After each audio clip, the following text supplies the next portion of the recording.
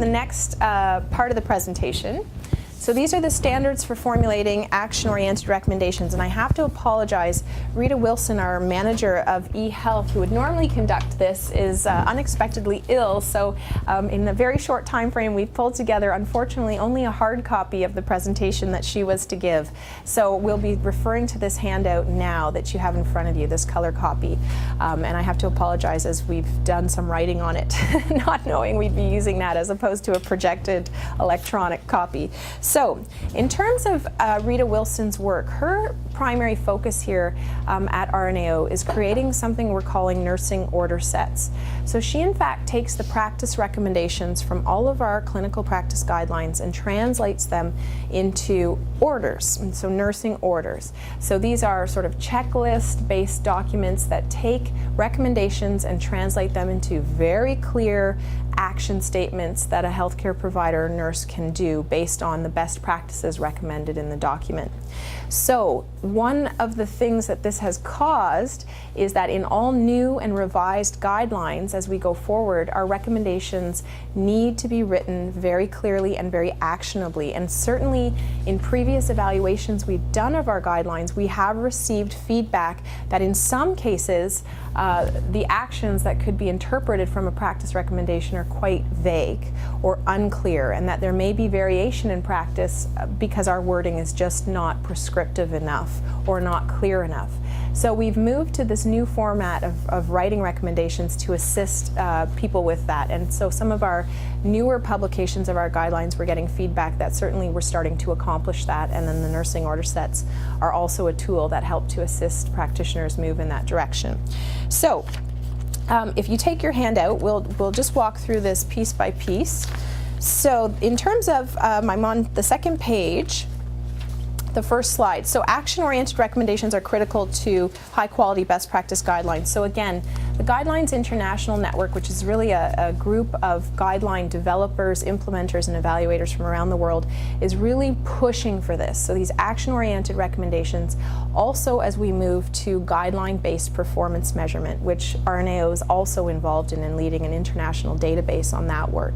So very much it's an emerging field in terms of getting recommendations that are quantifiable, measurable, actionable, clear, unambiguous. The second slide on page 2 there shows you an example of where we can run into trouble when we're not clear and actionable with our recommendation. So on the left you see that clear statements such as applying a dry dressing daily are better than statements such as routinely providing flexible care, which provides not a lot of direction for us, but is not uncommon to read in guidelines, ironically enough. So in terms of the head of the GIN network, the Guidelines International Network, he writes there a quote, "Avoid using vague words or phrases unless real uncertainty exists about the evidence effectiveness. These terms are not helpful for practice implementation." And then certainly if there is a lot of uncertainty in the evidence, the panel needs to ask itself whether in fact a recommendation should even be made around that topic area. Yes? How does that fit into a person-centered approach? I'm thinking about the sort of the abuse and neglect thing. So if the action-centered recommendations to me make sense, but I'm just trying to think if they almost sound directive, which is probably what they're intended to be, but I wonder how does that fit with having a person-centered approach? Because if you're going to be doing exactly the same thing in all circumstances.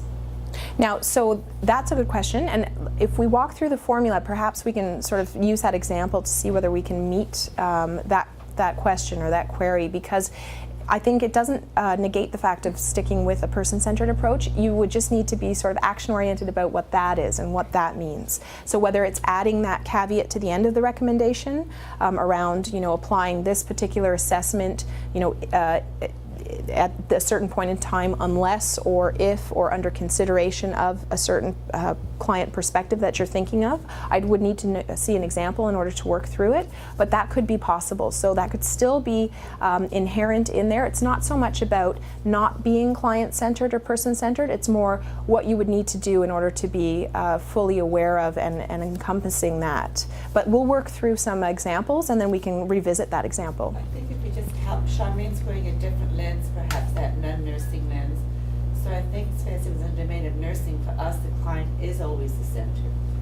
That we know how to adapt that day by asking the client what time it may want to be at, or look at the environment we're working in. So part of that, Charmaine, is the lens that we're wearing. Mm-hmm. And there may be different, again, I'm not an expert on elder abuse, but there may be certain recommendations that lend themselves to that and others that may not, maybe perhaps around the legal reporting or that sort of thing, where we need to be very prescriptive, and as a panel you want to be very, for lack of a better term, forceful with your language to ensure practitioners are following best practice around those particular standards of care. But in other cases it may be, I think, addressing what it means to be person-centered in the context of that recommendation and adding it to the wording within the recommendation. I would think even that could be a recommendation unto itself. Absolutely. With a body of evidence supporting what exactly that means. Absolutely, could very well be, yes. So you have various options on how to integrate that. So let's walk through the actual standards of writing recommendation and revisit that example to see how we could sort of keep that in mind as you progress through writing of recommendations. So on page 3, I'm going to skip the first slide there and go strictly to the second. So action-oriented recommendations are actionable. So again, it's this idea of using the active voice. So if you look first at the passive voice example, and again, not uncommon in guidelines that you read such examples as clients should be screened on admission by asking if they smoke tobacco. Again, we would consider that the passive voice. So we're trying to move more towards that second box on the left, which is the active voice, where screen clients on admission by asking if they smoke tobacco. So more clearer, more in line with the recommendation and the evidence that we found, determining that yes, this is in fact best practice that we advocate practitioners to do. So they tell the provider what to do and how to do it. That is key. Again, in that idea that we want to reduce the variation in care. Also when to do it. And when to do it, yeah, absolutely. And we'll get to that in a moment. So on page 4, there on the top, so action-oriented practice recommendations are evidence-based. So if you have a recommendation that simply states assess risk for pressure ulcers. So again, is this the active voice? Yes. But is it clear and action-oriented and meeting the standards that we're hoping to attain? Well, let's look at how different nurses could interpret that. So of course, nurse A assesses skin for reddened areas over bony prominences. How he or she does that, we're not sure. Nurse B conducts a skin assessment using a tool developed by the nurses on the unit. So in fact, has chosen some tool in order to accomplish that assessment best practice. And nurse C conducts a skin assessment using a validated tool. But again, whether that's necessary or not is not clear in the recommendation itself. So we're trying to avoid this idea of non-specificity. We're trying to be as specific for practitioners as we can within the recommendation wording itself as to what they should do and how to do it. Now, so on the bottom of the page, page 4, that slide, assess for pressure ulcers using a validated tool. So here we've moved from active voice, but we've been much more specific. In the discussions of evidence, we may in fact include the types of valid tools that have arisen out of the literature, that have had strong, for example, psychometric testing, that have demonstrated to be valid and reliable in certain populations. We may find that certain subpopulations are better assessed using a different tool. All of that can be included in the discussions of evidence. But now we've been very specific with practitioners that they not only need to assess, but they assess using a specific instrument. So in terms of the next slides, so the action-oriented practice recommendations also identify the recipient of care. And we find this particularly with nursing guidelines because often we're directing care at families, other caregivers, in some cases even other healthcare providers. So we do need to talk about who is the intended recipient or who will receive that care provided by the recommendation. So in an example that Rita's provided there, should all clients be assessed for tobacco use? So even if you have someone coming in for a flu shot, is that something you want to assess them for? And we've certainly debated this far and wide with our pain guideline, for example. Should every client be under suspicion of pain? And is that something that should be assessed in every individual? You may be in the same debate with elder abuse screening. After a certain age in a certain population, should there always be a suspicion? And if there is, how is that assessed for? So these are the types of questions you'll need to ask yourself, but also look at the literature to determine what is the best practice around that recommended by other agencies and researchers and evidence. So in the second slide on the bottom of page 5 there, you see that action-oriented practice recommendations specify the timing of the event. So again, as Dr. Singha just mentioned, when is it that this practice should occur? When possible, right? There may be cases where it is in fact routine, but in some cases some cases the best practice actually has a prescriptive timing to it. So a specific time, for example, bedtime. If a condition is met, so they have to meet some sort of threshold before you enact that practice recommendation. Event related, so maybe on admission, maybe on discharge, and frequency. Perhaps it's something that just needs to be once a day, twice a day, 3 times a day, what have you. So again, the idea is to think about where would the clients that would receive the best practices in this particular guideline be seen, what sectors, what makes sense in terms of timing for those particular areas. And it's important to stress with that note that it's not the intention that the guideline would be only applicable to one certain sector, like acute care or like community care. So there needs to be some broad thinking and perspectives from different types of healthcare organizations and settings as to what would be appropriate. And again, the evidence should help you in some cases answer some of those questions. So on the top of page 6, we see that action-oriented practice recommendations identify linkages between and among interventions. So in terms of that context of, are you looking at prevention? Are you looking at primary care, again, acute care, a hospital setting, a home community care, or a long-term care setting? Again, we look at the nursing process. Where is that recommendation implemented? So the idea is, regardless of the sector, regardless of the facility where you're encountering these clients where you may be using this best practice guideline, the steps or the process for nursing care is the same. And I mentioned in my previous presentation that we do actually organize the recommendations according to the nursing process. These are the 4 areas that we use. So we will start with assessment. So those particular recommendations that would fall under assessment, we would move to planning, and then we use implementation or in the actual interventions, and finally evaluation. Now, that is strictly within the practice recommendation grouping of recommendations. So of course we have 3. We have the practice recommendations, education, and policy or system level. This particular ordering only applies to the practice recommendations. Now, where possible, and again, elder abuse is a clinical topic area that doesn't lend itself as well to this as some of the other guidelines, such as pressure ulcer care or pain or falls. Action-oriented practice recommendations are measurable. And again, this is the idea of, if we moved to evaluating this guideline, how would one determine quote-unquote success? And this is, for RNAO, particularly relevant because we ask our best practice spotlight organizations, so these organizations that partner with us in a formal commitment to implement and evaluate guidelines, to demonstrate that they're in fact improving care based on this guideline. So if we ask them to do that, how would they know that they in fact were implementing the recommendations in this guideline? So wherever possible, we build that into the recommendation itself. Some sort of measurable or quantifiable element that we can then say, yes, you're in fact doing this, or no, you're not meeting this criteria. So in recommendation A, nurses need to be aware of the efficacy of methadone maintenance treatment. Well, that's a bit ambiguous. How do we know they're aware? What are we measuring? It becomes very challenging to determine what would come out of that. Whereas in recommendation B, we state, verify when the last dose of methadone was given before administering the next dose. So for example, in there we can look to nursing documentation and client charts to look at that dosing schedule. So where possible, we build that in. Now again, this will be, I think, recommendation specific for elder abuse, how much we can meet this, but wherever possible, starting to think about how these action-oriented recommendations can lend themselves to evaluation. If we had to ask organizations, demonstrate to me that you are successfully implementing these recommendations.